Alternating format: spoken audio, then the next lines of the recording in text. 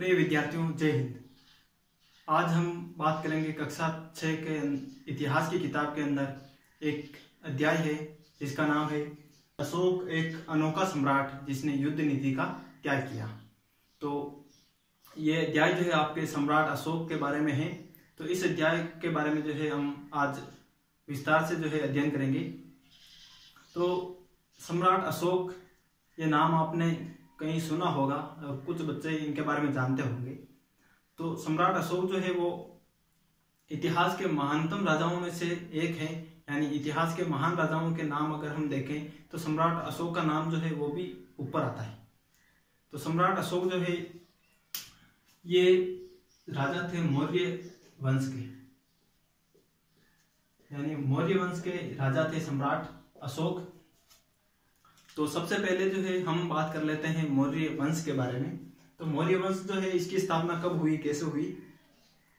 तो मौर्य वंश जो है इसकी स्थापना आज से आप मानो लगभग 2300 वर्ष पहले, यानी कि 322 ईसा पूर्व में जो है इस मौर्य साम्राज्य की स्थापना हुई थी। और इस साम्राज्य की स्थापना की थी चंद्रगुप्त नाम के एक व्यक्ति ने। और चंद्रगुप्त जो थे उन्होंने इस साम्राज्य की स्थापना की थी। इनके एक गुरु थे जिनका नाम था चाणक्य, और इस नाम से आप सभी जो है परिचित होंगे। चाणक्य या इनको कहते थे कौटिल्य। तो चाणक्य अथवा कौटिल्य की सहायता से चंद्रगुप्त ने मौर्य साम्राज्य की स्थापना की थी आज से 2300 वर्ष पहले, या यूं कहें तो 322 ईस्वी में, 322 ईसा पूर्व में।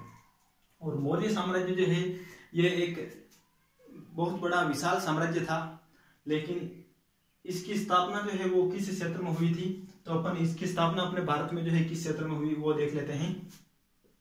तो ये भारत का नक्शा मान लो आप, अपन समझने के लिए ऐसे बना रहे हैं,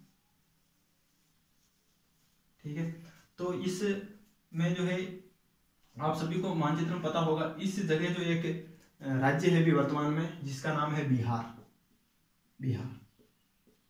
और इस बिहार जो है इस जगह पर पहले एक महाजनपद था जिसका नाम था मगध महाजनपद।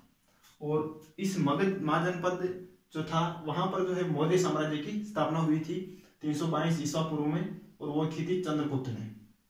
तो वर्तमान का बिहार जो क्षेत्र है वहां पर जो है पहले मगध साम्राज्य था और वहां पर मौर्य वंश का शासन रहा था, ठीक है। अब मौर्य वंश में जो है 3 महत्वपूर्ण राजा जो है वो हुए हैं। उनमें एक तो हो गई है चंद्रगुप्त, और चंद्रगुप्त के बाद इनके पुत्र आते हैं बिंदुसार,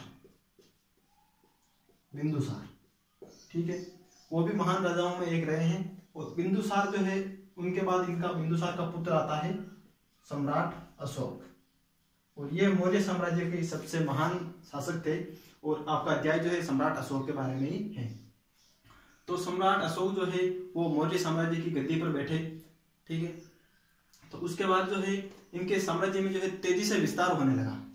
और सम्राट अशोक जो है उन्होंने जो है सबसे पहले जो है जनता को संबोधित किया था अभिलेखों के द्वारा, यानी अभिलेख जो है वो सबसे पहले जो है इतिहास में साक्ष्य अपन देखें तो सम्राट अशोक ने अभिलेख जो है लिखवाने की प्रक्रिया शुरू की थी।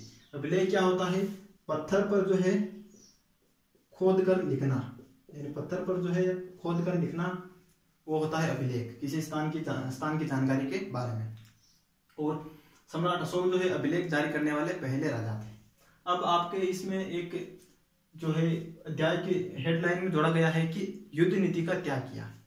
तो अशोक जो थे, सम्राट अशोक, इनके समय जो है यहाँ उड़ीसा जो वर्तमान में क्षेत्र है वहां पर एक साम्राज्य था जिसका नाम था कलिंग। और कलिंग जो है यहाँ के शासक थे नंदराज, यानी जिस समय जो है मगध में सम्राट अशोक थे उस समय कलिंग में राजा थे नंदराज। और सम्राट अशोक ने जो है कलिंग पर जो है आक्रमण किया था। क्यों किया था? क्योंकि कलिंग में जो है एक हाथियों की सेना थी, बहुत बड़ी विशाल हाथियों की सेना, ठीक है। तो उसको जो है सम्राट अशोक जो है वो पाना चाहते थे, हासिल करना चाहते थे, इसलिए उन्होंने जो है यहाँ पर कलिंग पर आक्रमण किया था। और लेकिन जब है सम्राट अशोक ने यहाँ पर आक्रमण किया तो उस दौरान क्या हुआ कि यहाँ कलिंग में जो है बहुत सारे लोगों की जान चली गई इस हमले में, इस युद्ध में। और लोगों की जब जान चली गई तो सम्राट अशोक को जो है ये अच्छा नहीं लगा और खुद पर जो है घृणा आई, खुद को जो है उन्होंने कोसने लगे खुद को। और तब उन्होंने जो है यहाँ पर ये घोषणा कर दी कि आज के बाद जो है मैं कभी भी युद्ध नहीं लड़ूंगा। तो इसलिए जो है ऐसे महानतम राजाओं में सम्राट अशोक का नाम आता है जिन्होंने जो है सेनाओं के जो है साथ अगर दुर्व्यवहार हुआ या जनहानि को देखते हुए युद्ध नीति का त्याग कर दिया था। तो इस प्रकार जो है ये आपके अशोक का पाठ था, सम्राट अशोक का। तो उम्मीद है आपको ये समझ में आया होगा।